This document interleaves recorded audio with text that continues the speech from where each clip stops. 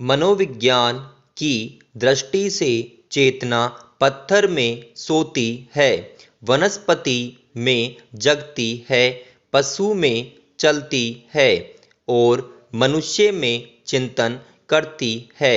अतः चिंतन करना मनुष्य की पहचान है।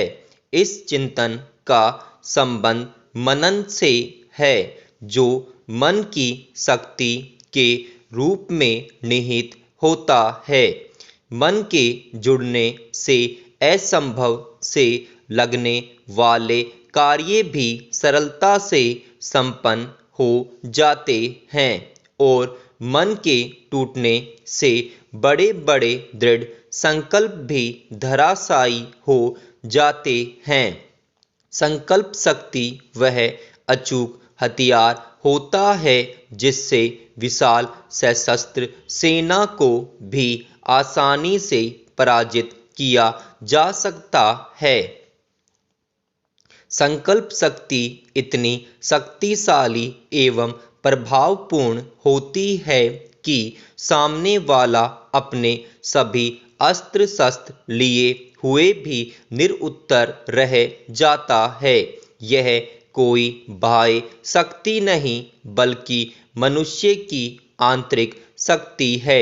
मनुष्य की इस आंतरिक शक्ति से मानव समाज तो क्या स्वयं देव समाज भी घबराता है। मन की इसी आंतरिक शक्ति के बल पर मानव ने इस विविधतापूर्ण एवं शक्तिशाली प्रकृति को अपने नियंत्रण में किया है। मन की शक्ति के बल पर मनुष्य ने आकाश की ऊंचाई एवं पाताल की गहराई मापी है।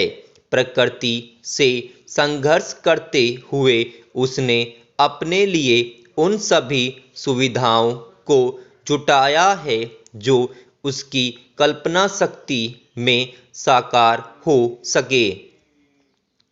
जीवन एक अनवरत संघर्ष का नाम है।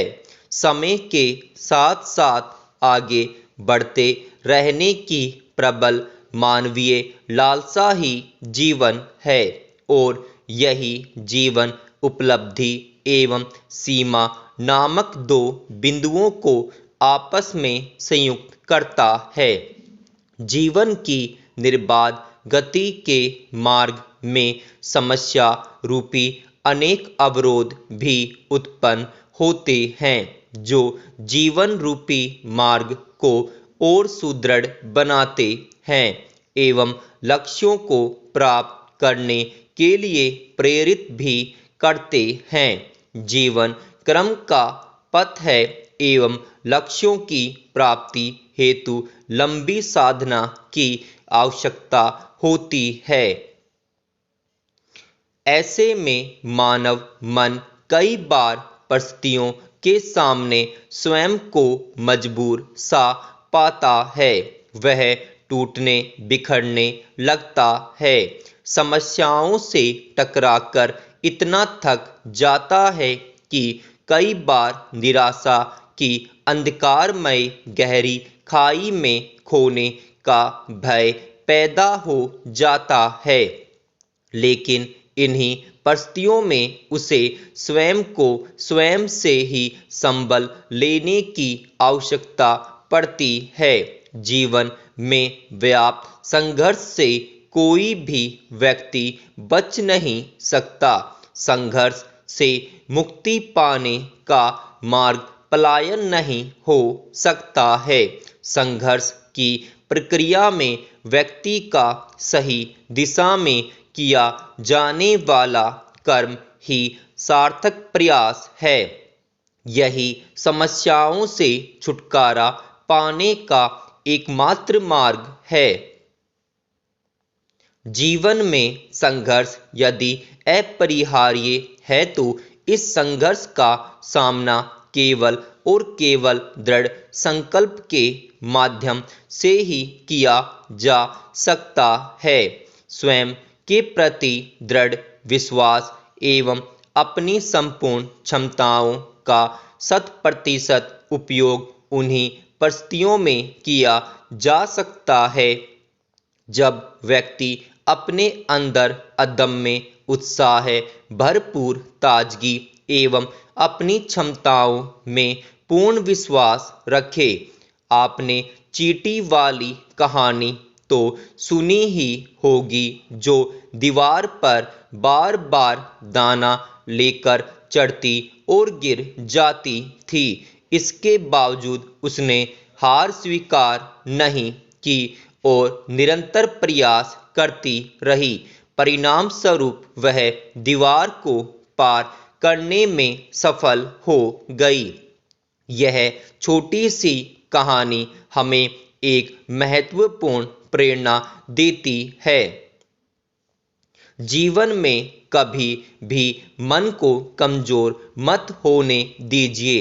यह मन अनंत अदम्य शक्ति का स्रोत है। मन की शक्ति अत्यंत व्यापक एवं अक्षय है। इस शक्ति की संभावना को पहचानना चाहिए। वही शक्ति हमारे कार्य को सफलता एवं असफलता में परिवर्तित कर सकती है। मौलाना आजाद ने लिखा है, मोर को चमन की जुस्तजू नहीं होती, वह जहाँ भी अपने पंख को खोल देता है एक चमनिस्तान खिल उठता है।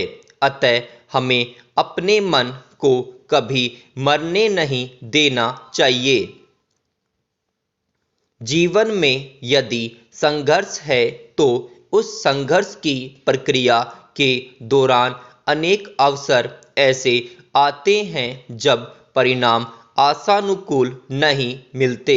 कई बार हमें असफलताएं भी प्राप्त होती हैं, लेकिन उन असफलताओं से घबराकर हमें निराश नहीं होना चाहिए। अपने मन को छोटा नहीं करना चाहिए। जब एक बार हम मन से स्वयं को पराजित मान लेते हैं तो सारी कहानी यहीं पर खत्म हो जाती है। जीवन उत्साहविहीन एवं बोझिल बन जाता है। इसलिए कहा जाता है कि मन का हारना ही वास्तविक हार है, क्योंकि उसके बाद सफलता प्राप्त करने के लिए आवश्यक ऊर्जा, उत्साह, उमंग, दृढ़ इच्छा शक्ति जैसी शक्तियों का स्वयं ही नाश हो जाता है।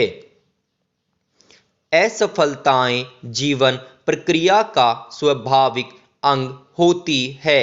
दुनिया का कोई भी ऐसा व्यक्ति नहीं हो सकता जिसने असफलता का स्वाद न चखा हो, लेकिन महान केवल वही व्यक्ति बनते हैं जो अपनी असफलताओं को सफलता प्राप्त करने की प्रक्रिया का एक अनिवार्य हिस्सा बना लेते हैं।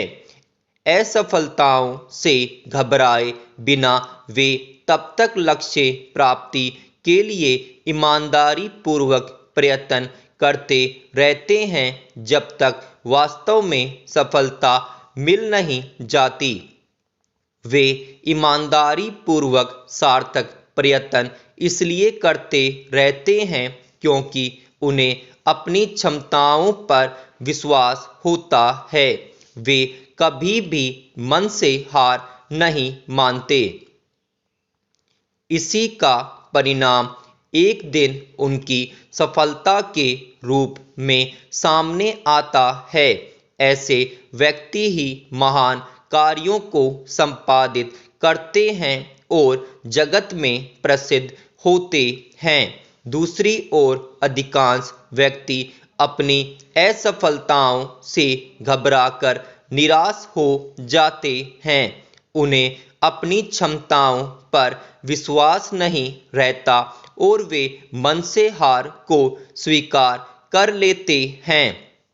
ऐसे व्यक्ति उत्साह रहित एवं दुविधाग्रस्त हो जाते हैं, किसी भी कार्य को करने से हिचकिचाते हैं उन्हें हमेशा यही आशंका रहती है कि वे अपने कार्य में सफल नहीं होंगे, क्योंकि उन्होंने अपनी हार मन से स्वीकार कर ली है।